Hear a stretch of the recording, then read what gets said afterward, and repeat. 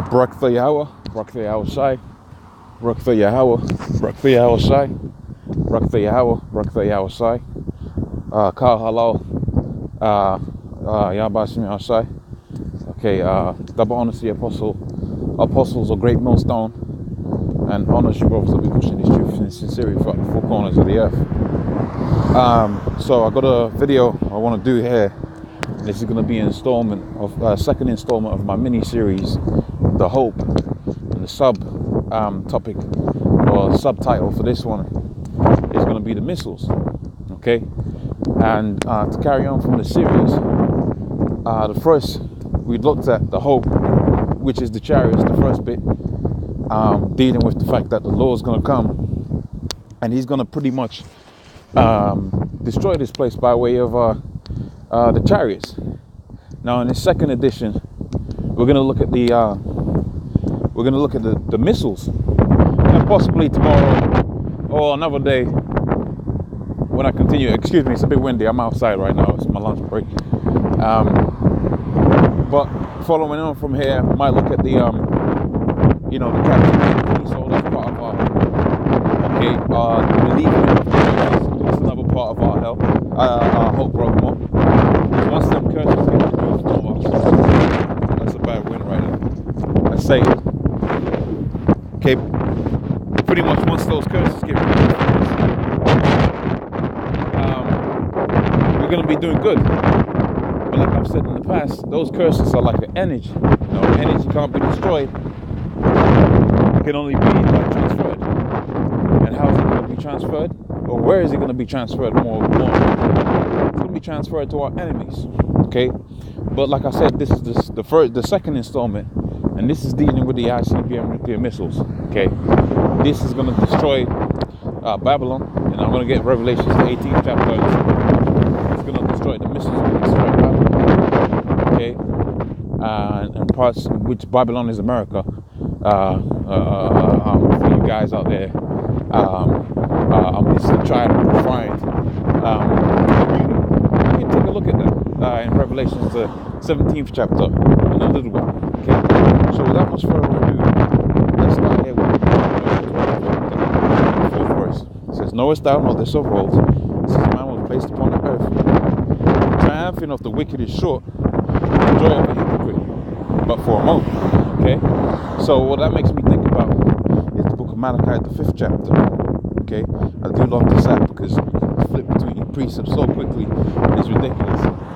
It's in Malachi, the 4th chapter. Okay, "Behold, the day cometh that shall burn as an oven, and all the proud." Now, that makes me think, man, because the scriptures talk about the pride of Esau. Okay, that's like one of them things within the scriptures that's a reoccurring theme. Okay, the pride of Esau, the pride of Esau, the pride of Esau has always been spoken about. How he exalts himself above the stars of the Most High, the saints of the Most High.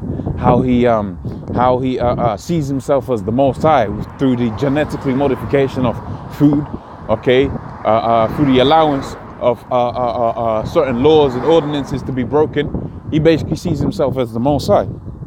So we know that pride, or the proudest individuals that have ever existed, are these Edomites. And it stands to reason, if the Most High set a grievous burden, and not so much burden, but rather more a curse, due to wickedness on Cain, which later became Esau, that when Esau was going to be in power, man, he was going to do everything to live the opposite to that burden.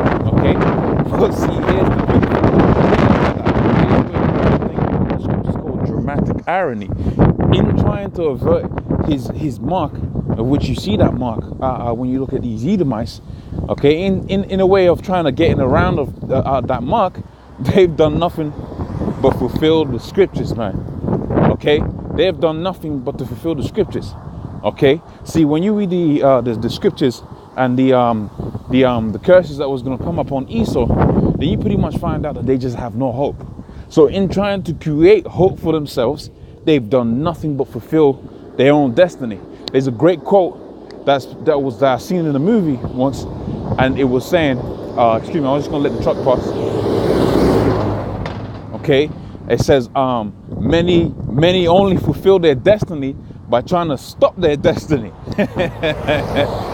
which is a heck of a statement, because you might have a guy that really he's been allotted to be a prophet of the Lord, like Jonah, for instance, and he might want to not fulfill the law, not fulfill the duties that the Most High has put upon him, and all he will ever do is fulfill that. Okay, like Jonah got swallowed up by the fish, and where was he spat out? He was spat out right where he was supposed to be. Okay, cursing out the place that he was supposed to be. So the same thing goes for Esau. In trying to avert and trying to change his destiny, he's done nothing but secure it, which is a beautiful thing. There's a little slight of dramatic irony. So now let's carry on. It says this, and all that do wickedly shall be stubble. And that statement there, stubble, reminds me of the book of Obadiah.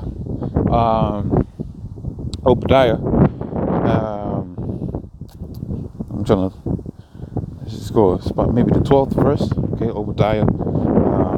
Let's go select.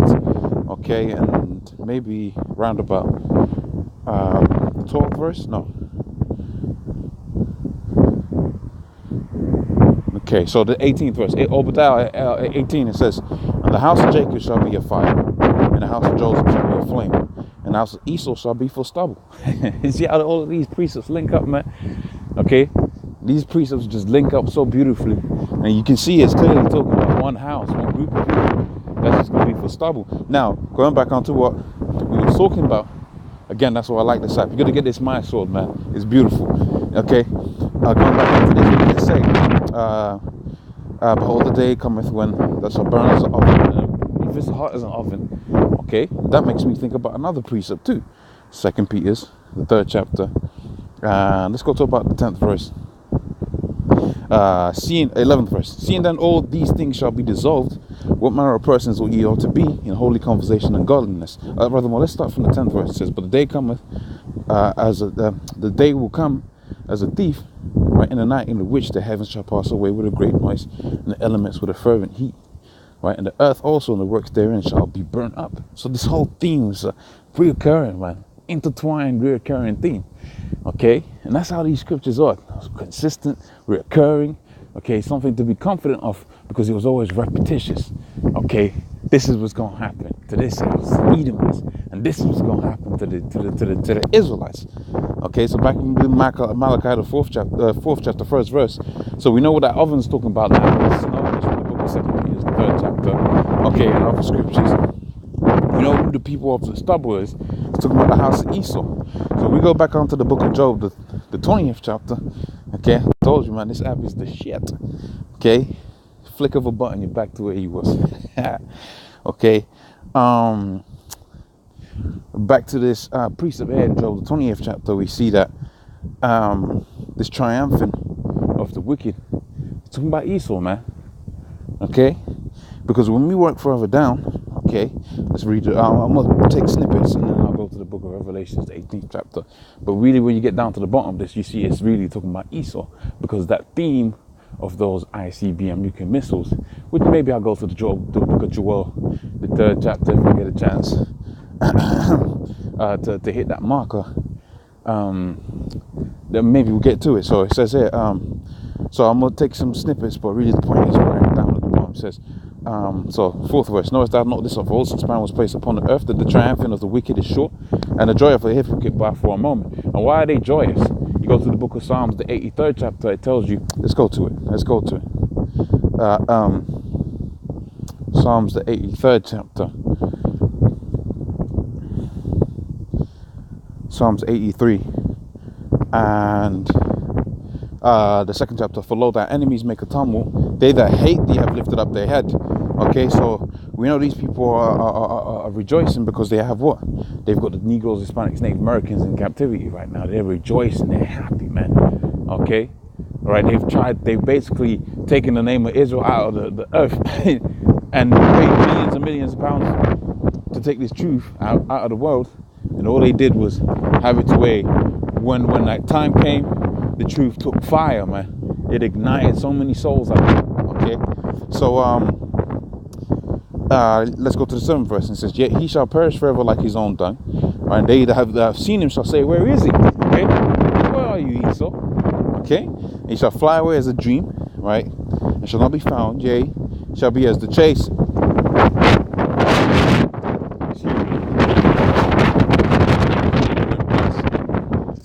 Okay, yea, he shall be chased away as a vision of the night.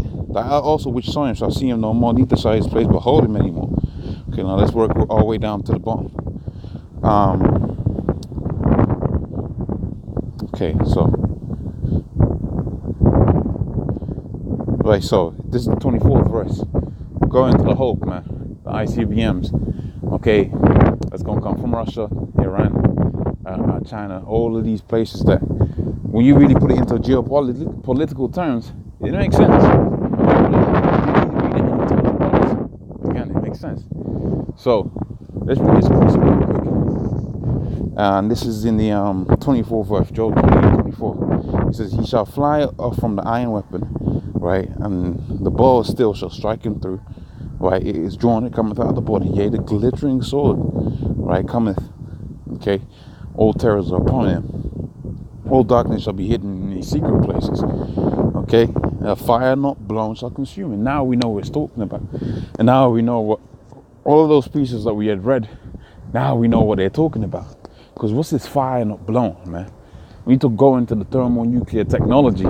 I remember this was written thousands and thousands of years before they could strike a fire without not blowing it. Okay?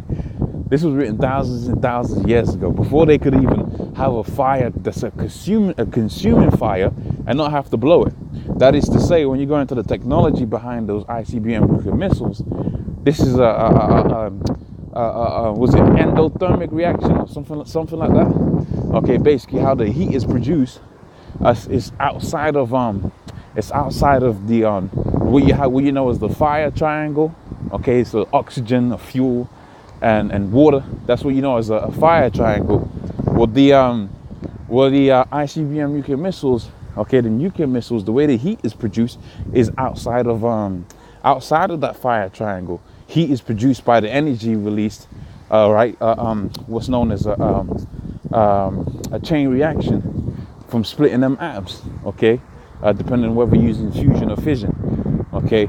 And pretty much what happens is you have a perpetual reaction that happens and just releases so much energy that you just have an explosion. But it's outside of that realm of fire, man. It's not a fire that you blow. And the scripture's writing about this way before they even came up with the technology, man. Okay, which is beautiful. It's beautiful. It's beautiful. Okay, but also what the scripture's talking about before it was written was the ascension of the house of Esau is where we need to go. Okay, them ruling the world. Okay, all right, and ultimately them being destroyed out of the earth, and that's part of our hope. Okay, part of it is that the house of Esau be burnt up with these ICBM nuclear missiles. And if you're of a right mind, that should bring up joy into your faces. Okay, that should make you smile. That should make you think, well, wow, the Lord has put this, really the enemy of the world. We ain't just talking about the enemy of the Israelites. This man is the enemy to life. Okay, he has destroyed and devoured everything. People think when they go on holiday and see this, or see them places like Cuba, okay, the Mediterranean, that's living. Man, the whole earth was like that. Okay, America was a paradise before Esau went up in there and they destroyed it.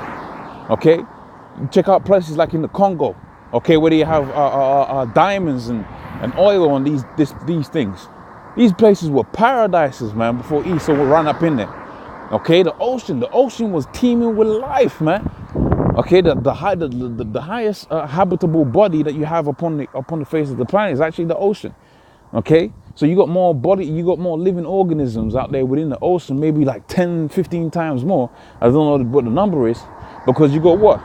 You've got more. I think you got maybe 3 times more land than you have, 3 times more sea than you have land. And Esau's had it to where there's basically nothing out there within the ocean, because he is the man of sin. He is the man of death. He is the man of sin that the scripture speaks about. And what is the wages of sin? It's death. And this is the death that we're reading about right here. And it's the death by way of the ICBM nuclear missiles, wherewith the Lord is going to put out the light of Esau, and he's going to put him out to the point and to the end that he shall be traced away as a vision of the night. Okay? So now let's, I like this precept here, the 27th verse. And then I go to Revelations, the 18th chapter. And then I call it quits on that. Okay, so just quickly hit this precept here, Job 20 and 27. the heavens shall reveal his iniquity, and the earth shall rise up against him. So when you look up into the sky, and this is quite nice because it links up beautifully, okay, with the book of Revelations, the 18th chapter, because the heavens revealing his iniquity is that when that judgment is placed upon Esau, okay, pretty much what you're going to see is you're going to see that nuclear fire from all throughout the four corners of the earth, man. So the heavens are really going to show you, like, look, this is the devil here. And the point of that is that so people see that this is what happens when you mess with the Most High and the people of the Lord, man. You're actually going to see that.